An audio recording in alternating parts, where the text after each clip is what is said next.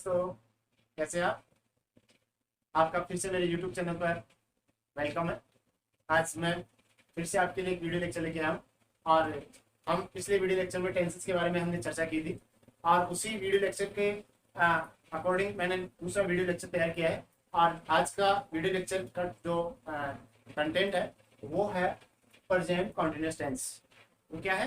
Present continuous tense. Present continuous tense को present progressive tense बोलते हैं, अर्थात वर्तमान में कोई कार्य जारी हो या वर्तमान में उसकी कंटिन्यूटी हो तो उससे संबंधित जो टेंस होता है, जो काल होता है, उसको प्रेजेंट कॉन्टिन्यूअस टेंस बोलते हैं। इसको कैसे आइडेंटिफाई करें, इसको कैसे पहचानें, इन सारी बातों के लिए इसमें क्या स्ट्रक्चर होता है, सेंटेंस का क्या फॉर्मेशन होता है, इसमें कौन सी हेल्पिंग वर्ब होती है और कौन सी मेन वर्ब होती है, इन तमाम चीजों को हम आज इस वीडियो लेक्चर में पढ़ने जा रहे हैं। तो ज्यादा टाइम आपका वेस्टेज नहीं करते हुए मैं टॉपिक पे आता हूँ। यदि हिंदी का कोई सेंटेंस हो तो हिंदी की सेंटेंस में हमें ये देखना होगा, यदि हिंदी के सेंटेंस में रहा है, रही है, रहे हैं या हुआ है, हुई है, हुए हैं आदि शब्द हो तो हम समझ जाएंगे कि यह प्रेजेंट कॉन्टिन्यूअस टेंस का या प्रेजेंट प्रोग्रेसिव टेंस का सेंटेंस है। लेकिन दोस्तों, हिंदी का सेंटेंस आपको कहीं देखने को नहीं मिलेगा कॉम्पिटिटिव एग्जाम में या स्कूल एजुकेशन में। प्रीलिमिनरी स्टेज जो आपकी बेसिक एजुकेशन है उसमें आपको ये चीजें मिल सकती हैं, बट एडवांस स्टेज पे आपको ये चीजें नहीं मिलेंगी। तो उसको देखने के लिए या बचने के लिए उससे आपको ये देखना होगा कि इंग्लिश का जो सेंटेंस है उसमें हम किस चीज को देखें, कौन से वर्ड को देखें जिससे हम क्विकली आइडेंटिफाई कर लें कि ये टेंस कौन से ये सेंटेंस कौन से टेंस का है। तो उसके लिए देखते हैं, यदि इंग्लिश के सेंटेंस में now, at this time, eight this moment, in this days, currently, today, still, etcetera ऐसे कोई वर्ड आपको दिख जाए तो आप तुरंत समझ जाएंगे कि यह सेंटेंस प्रेजेंट कॉन्टिन्यूअस टेंस का सेंटेंस है। उसी के साथ में यदि आपको इन चीजों का जज नहीं कर सके या ये चीजें आपको समझ में नहीं आए तो उसके बाद में सेकंड स्टेप होती है कि इसमें हेल्पिंग वर्ब कौन सी होती है, अर्थात इस टेंस की सहायक क्रिया कौन सी होती है। तो दोस्तों, मैं आपको आपकी जानकारी के लिए बताना चाहूंगा कि इस टेंस की हेल्पिंग वर्ब होती है इज, एम, आर। अब मैं आपको ये बताना चाहूंगा इज हेल्पिंग वर्ब कौन कौन से सब्जेक्ट के साथ में यूज करते हैं या किस नाउन के साथ में इज हेल्पिंग वर्ब यूज करते हैं, किस सब्जेक्ट के साथ में आर हेल्पिंग यूज करते हैं और किस सब्जेक्ट के साथ में हम एम हेल्पिंग वर्ब यूज करते हैं। तो दोस्तों, इज हेल्पिंग वर्ब यूज करते हैं यदि कर्ता अर्थात सब्जेक्ट ही हो, सी हो या इट हो या किसी का नाम हो या कोई सिंगुलर पर्सन हो या नाउन हो तो हम उसके साथ में इज हेल्पिंग वर्ब यूज करते हैं। किस टेंस में करते हैं? प्रेजेंट कॉन्टिन्यूअस टेंस में ये हेल्पिंग वर्ब यूज करते हैं। उसी के साथ में यदि सब्जेक्ट वी, यू, दे अर्थात we, you, they and plural, plural दोनों बहुवचन सब्जेक्ट हो या नाउन हो तो हम वहां आर हेल्पिंग वर्ब यूज करते हैं। दोस्तों, फिर मैं आपको आपकी जानकारी के लिए आपको मेमोरी में फिक्स करने के लिए बताना चाहूंगा, इज हेल्पिंग वर्ब यदि subject he, she, it, name and singular noun हो और आर हेल्पिंग वर्ब यदि subject we, you, they and plural हो तो आपको ये यूज करना है। और ओनली आई के साथ एम हेल्पिंग वर्ब यूज करते हैं। इस टेंस में हेल्पिंग वर्ब का ये सीन है। अब आते हैं कि इस टेंस में मुख्य क्रियाधार मेन वर्ब कौन सी यूज की जाती है। आपको पिछले वीडियो लेक्चर में मैंने बताया था कि 3 तरह की वर्ब होती है, वैसे होने को तो 5 तरह की होती है, लेकिन जो मेनली हमें काम आती है वो होती है 3, फर्स्ट वर्ब की फर्स्ट फॉर्म, सेकंड फॉर्म और थर्ड फॉर्म। मैं आपको समझाने जा रहा हूँ कि वर्ब की फर्स्ट फॉर्म में आईएनजी प्लस आईएनजी अर्थात वर्ब की फर्स्ट फॉर्म में आईएनजी लगाया जाता है, अर्थात तो मुख्य क्रिया क्या हो गई दोस्तों इसमें? वर्ब की फर्स्ट फॉर्म में आईएनजी। तो इस तरीके से भी हम समझ सकते हैं कि यदि वर्ब में आईएनजी लगी हुई हो तो हम समझ जाएंगे कि कंटीन्यूअस टेंस है। और आईएनजी वर्बिंग, इसको अपन ये ऐसे बोल सकते हैं जैसे मैंने इस स्ट्रक्चर में लिखा है वर्बिंग, तो वर्बिंग के साथ में इज आरएम लगा हुआ है तो इस आधार पे भी, इस बेसिस पे भी हम समझ सकते हैं कि ये प्रेजेंट कंटीन्यूअस टेंस का सेंटेंस है। तो दोस्तों, अब इसका स्ट्रक्चर जो अफर्मेटिव सेंटेंस है, हर टेंस में 5 तरह के सेंटेंस होते हैं और उसका पहला जो सेंटेंस का जो ग्रुप है, जो फॉर्मेट है वो होता है अफर्मेटिव सेंटेंस। और अफर्मेटिव सेंटेंस का मतलब होता है सकारात्मक वाक्य। और इसका स्ट्रक्चर होता है, सबसे पहले अपन सब्जेक्ट लिखेंगे, उसके बाद में according to rule helping verb लिखेंगे is, are, am plus verb की फर्स्ट फॉर्म में आईएनजी, अर्थात मैं इसको संक्षिप्त में एब्रिवेट करके लिख रहा हूँ वर्बिंग प्लस ऑब्जेक्ट और प्लस अदर।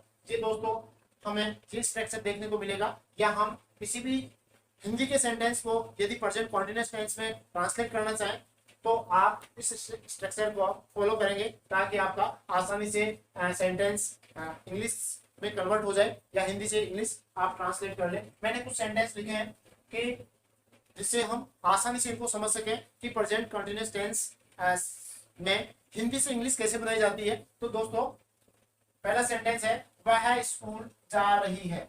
वह स्कूल जा रही है। दोस्तों मैंने पिछले वीडियो लेक्चर में बताया था, जब भी किसी हिंदी के सेंटेंस का इंग्लिश में कन्वर्जन करना होता है, इंग्लिश में ट्रांसलेशन करना होता है, तो आपको सबसे पहले सब्जेक्ट को पकड़ना होगा।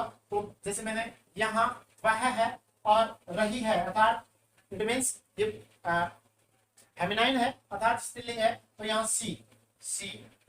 दोस्तों अब देखिए, अब है अर्थात मैंने आपको समझाया कि is helping verb he she it name किस टेंस में, प्रेजेंट कंटीन्यूअस टेंस में। तो यहाँ मैं helping verb according to structure के आधार पे मैं यहाँ हेल्पिंग वर्ब इज लगा रहा हूँ। अब देखिए जा रही, तो जाने का इंग्लिश होता है गो। अब इसमें मैंने बताया कि वर्ब की फर्स्ट फॉर्म में आईएनजी लगाना है, तो गोइंग हो जाएगा she is going school to school.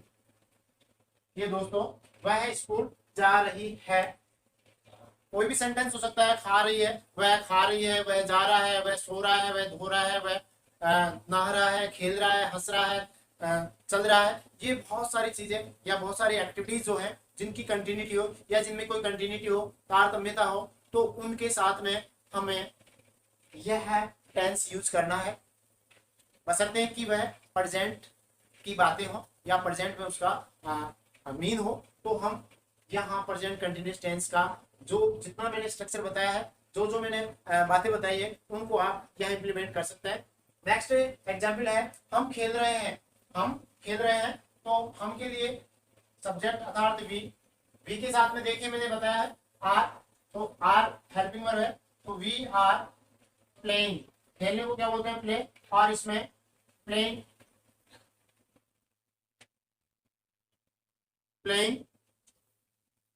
Next example है विद्यार्थी कक्षा में बैठे हुए हैं। मैंने आपको हिंदी के सेंटेंस के अकॉर्डिंग मैंने कुछ वर्ड लिखे थे, हुआ है, हुई है, हुए हैं, आदि वर्ड्स होते हैं, तो उसका भी मैंने एग्जाम्पल के माध्यम से समझाने का प्रयास किया है कि स्टूडेंट्स। दोस्तों स्टूडेंट्स, अब देखिए विद्यार्थी यहाँ हुए हैं अर्थात ये प्लूरल है, विद्यार्थी एक नहीं है, यहाँ एक से अधिक है, तो स्टूडेंट्स के साथ में अर्थात मैंने यहाँ लिखा है प्लूरल, अर्थात यहाँ आप हेल्पिंग वर्ब यूज करेंगे आर। बैठे हुए हैं, बैठने को बोलते हैं सिट, बैठने को क्या बोलते हैं सिट, तो सिट से इसमें लगाएंगे तो डबल टी हो जाएगा सिटिंग। इन में का मतलब हो गया इन, जो पहले से प्रीपोजिशन है, जब कोई व्यक्ति वस्तु जो भी है वो पहले से किसी कमरे में हो उसके लिए अपन इन प्रीपोजिशन यूज करते हैं। अब देखिए कहाँ बैठे हुए हैं, कक्षा में, तो in the classroom, in classroom भी लिख सकते हैं क्लास रूम। तो दोस्तों ये आपका ये सेंटेंस विद्यार्थी कक्षा में बैठे हुए हैं, इस तरीके से आप इसको ट्रांसलेट कर सकते हैं। नेक्स्ट है सीता सो रही है। सीता सो रही है, तो सीता सब्जेक्ट हो गया और सीता के साथ में इज, सोने को बोलते हैं स्लीप, क्या बोलते हैं स्लीप, तो SLEEP स्लीपिंग, ये सीता इज स्लीपिंग। दोस्तों ये हिंदी से इंग्लिश ट्रांसलेशन करना मैंने आपको बताया, और यह है आपके लिए एक कॉमन चीज हो सकती है, बेसिक स्टूडेंट्स के लिए ये स्पेशल चीज हो सकती है और एडवांस स्टूडेंट के लिए कॉमन चीज हो सकती है। लेकिन मैं अब आगे एक ऐसी स्पेशल चीज बताने जा रहा हूँ, ऐसे रूल बताने जा रहा हूँ जिनके माध्यम से आप ये समझ पाएंगे कि प्रेजेंट कंटिन्यूअस टेंस जो होता है उसमें कौन कौन सी डिफिकल्टीज फेस होती हैं, उनको मैं आपके सामने अभी एक्सप्लेन करूंगा कि आपको किन किन बातों का प्रेजेंट कंटिन्यूअस के क्वेश्चन सॉल्व करते समय किन किन बातों का ध्यान रखना होता है, उन सारी बातों को मैं अभी बताऊंगा। अब सेकंड नंबर का सेंटेंस जो है, जो स्ट्रक्चर है, वो है नेगेटिव सेंटेंस। क्या दोस्तों, negative sentence. Negative negative sentence का मतलब है नकारात्मक वाक्य।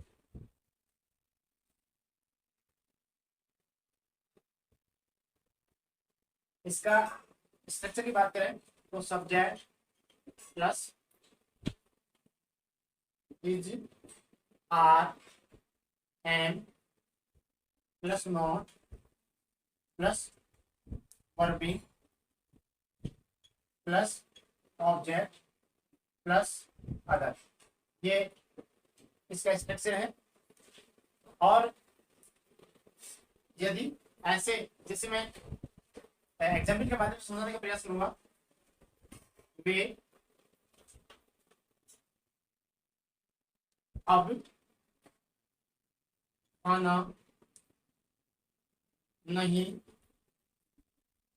खा रहे हैं। इंग्लिश में ट्रांसलेट, दे के साथ में हेल्प में यूज करेंगे आर, नेगेटिव सेंस के लिए नॉट, खाने को क्या बोलते हैं ईट, ईटिंग, फूड, नाउ, ये टाइम इंडिकेटर है। अब अभी मैंने उसके बारे में बताया था, उस समय बताया था कि now, in this time, in this moment, या at this moment, in this days, ये सारी चीजें जो है इनसे हम समझ जाएंगे कि यह प्रेजेंट कंटिन्यूअस टेंस का सेंटेंस है। तो ये देखिए मैंने यहाँ प्रयास किया समझाने का। नाउ नेक्स्ट सेंटेंस अपन लेते हैं, मैं इन दिनों नहीं पढ़ा रहा हूँ। मैं इन दिनों नहीं पढ़ा रहा हूँ, ये प्रेजेंट कॉन्टिन्यूअस जो टेंस है उसका नेगेटिव सेंटेंस है। तो इसका इंग्लिश में ट्रांसलेशन करेंगे आई एम, आई के साथ में एम हेल्पिंग यूज करेंगे। नॉट, पढ़ाने को बोलते हैं टीच, टीच आईएनजी लगाएंगे, टीचिंग इन दीज डेज। दोस्तों ये आपके सामने नेगेटिव सेंटेंस थे। अब मैं इंट्रोगेटिव सेंटेंस के बारे में बताता हूँ। इंट्रोगेटिव सेंटेंस जो है वह है हेल्पिंग वर्ब जो होती है उससे स्टार्ट होते हैं, और उससे स्टार्ट करने के बाद इसे इंट्रोगेटिव सेंटेंस अर्थात प्रश्नवाचक वाक्य। दोस्तों आपको जानकारी के लिए बताना चाहूंगा कि प्रश्नवाचक वाक्य दो तरह के होते हैं, एक तो डब्ल्यूएच से शुरू होने वाले और एक हेल्पिंग वर्ब से शुरू होने वाले वाक्य। या मैं एक सीधे सीधे तौर पे कहूँ, जब किसी भी सेंटेंस में क्या शब्द पहले हो तो वह हेल्पिंग वर्ब से शुरू होने वाला होता है, और जब किसी वाक्य, हिंदी के वाक्य के बीच में क्या, क्यों, कैसे, कितने, कहाँ, कौन, ये इतने सारे जो डब्ल्यूएच वर्ड हो तो वह डब्ल्यूएच सेंटेंस कहलाता है। अपन बात करते हैं हेल्पिंग वर्ब से शुरू होने वाले इंट्रोगेटिव सेंटेंस की। क्या हम चाय पी रहे हैं? क्या हम चाय पी रहे हैं? Sign of interrogation. इंग्लिश में ट्रांसलेट करेंगे, ये सब्जेक्ट है और इस सब्जेक्ट के साथ वी के साथ में हेल्पिंग वर्ब यूज होगी आर वी। बहुत इजी है, आर वी टेकिंग टी। दूसरा सेंटेंस देखेंगे अपन, क्या वे अब गाली दे रहे हैं? क्या वे अब गाली दे रहे हैं? तो दे के साथ में हेल्प में यूज करेंगे are they abusing, abuse, abusing now. दोस्तों एक एग्जाम्पल और ले सकते हैं, क्या रोहित, क्या रोहित खाना खा रहा है? तो इसको इंग्लिश में ट्रांसलेट करेंगे, रोहित के साथ में सब्जेक्ट है, इसके साथ में इज हेल्पिंग में यूज करेंगे इज रोहित खाने को बोलते हैं ईट, ईट ही बोल सकते हैं, और अपन टेकिंग में बोल सकते हैं यहाँ, अर्थात ईट में आईएनजी और टेक में आईएनजी फूड। दोस्तों लास्ट एग्जाम्पल के माध्यम से समझाना चाहूंगा, क्या मैं अंग्रेजी पढ़ा रहा हूं।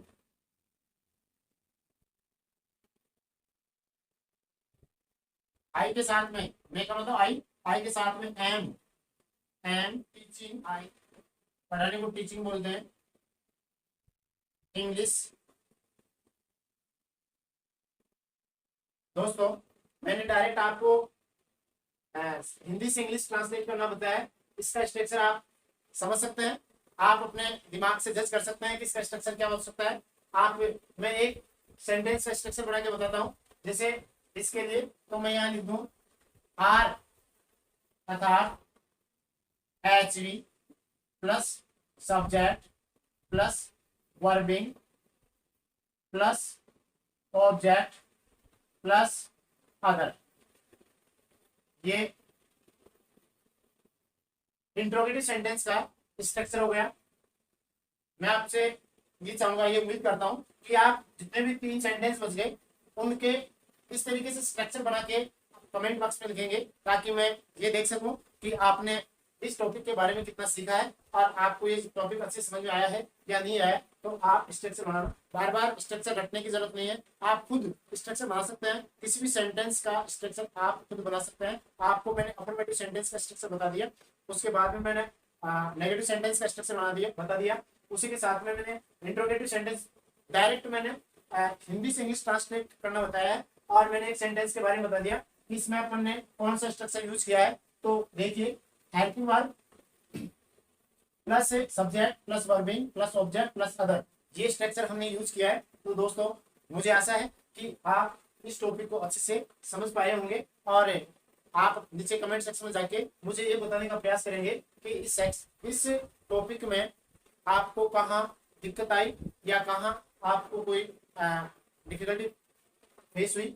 वो सारी बातें आप मुझे नीचे कमेंट सेक्शन में जाके बताओगे। अब इसी टॉपिक का जो स्टैंडर्ड या जिसको एडवांस लेवल बोलते हैं वो बताने जा रहा हूँ कि इस टॉपिक से संबंधित कॉम्पिटिटिव एग्जाम में या बोर्ड के एग्जाम में कैसे क्वेश्चन पुटअप किए जाते हैं, उनसे संबंधित मैं 8-10 एग्जाम्पल के माध्यम से आपको समझाने का प्रयास करूंगा कि किस किस तरीके के क्वेश्चन आ सकते हैं और उन क्वेश्चनों को आप किस तरीके से सॉल्व करेंगे। तो आइए ब्लैक बोर्ड पे, व्हाइट बोर्ड पे चलते हैं कि कौन कौन से सेंटेंस हो सकते हैं जिनसे आपको सामना करना होता है। दोस्तों जो मैं बताने जा रहा हूँ, मैंने 3 सेंटेंस बताए, 2 सेंटेंस और हैं। एक इंट्रोगेटिव नेगेटिव सेंटेंस भी होता है जिसमें HV plus subject plus not plus verbing plus object plus other, उसी के साथ में WH सेंटेंस होता है।